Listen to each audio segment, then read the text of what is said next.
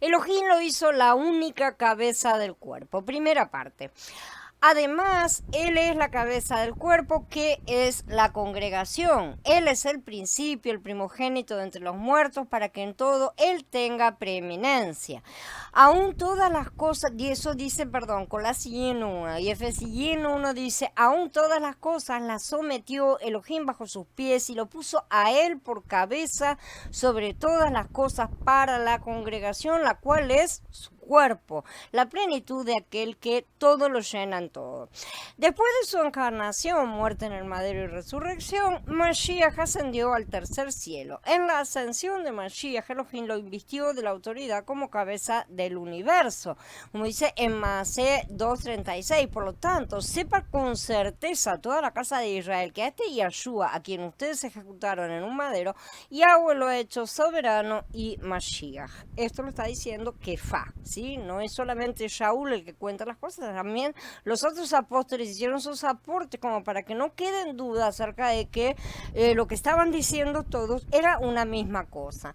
Este pasuk nos da a entender que no fue sino hasta que Mashiach ascendió que Elohim completó su autoridad como cabeza. O sea, en ese momento le otorgó esa autoridad completa.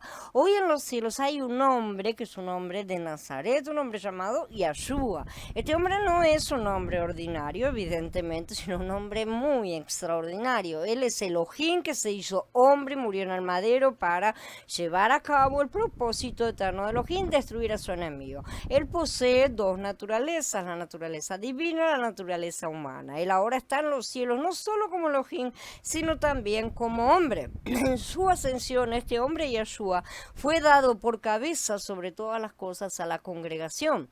La cabeza de todo el universo hoy en día es Yahshua, ¿sí? Y él también es la cabeza de cada uno de nosotros individualmente.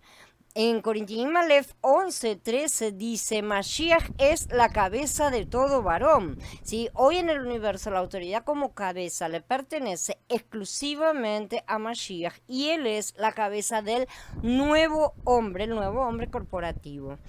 Hasta ahora hemos visto que la autoridad de Mashiach como cabeza aún no estaba completa en el Tanaj, porque en ese entonces él no era un hombre, ni había efectuado la redención, ni derrotado al enemigo de Elohim, no había venido histórica, cronológica y físicamente, ¿no es cierto?, para cumplir el propósito eterno de Elohim.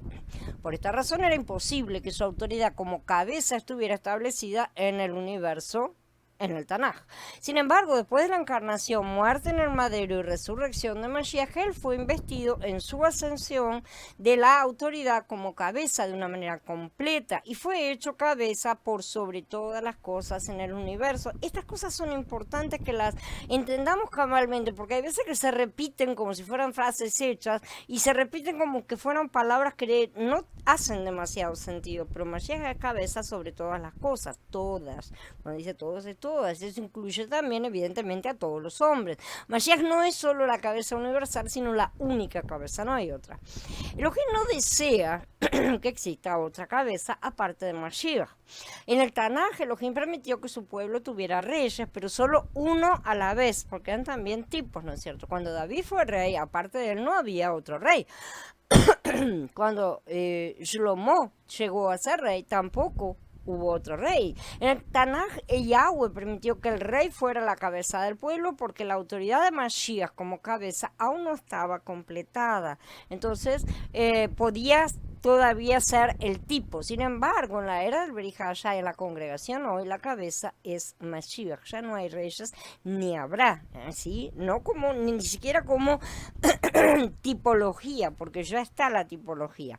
En las congregaciones están los ancianos, los apóstoles, si se quiere poner el título, ¿no es cierto? Aunque mejor sería no utilizar ningún título y estar pensando en cuanto a maestros, apoyadores, ¿no es cierto? A pesar de que todas estas palabras, nos guste o no, por el maltrato realmente que han recibido y la mala connotación que nos hace sonar en la cabeza, a pesar de que de todo eso, estas palabras son absolutamente bíblicas, ¿no es cierto?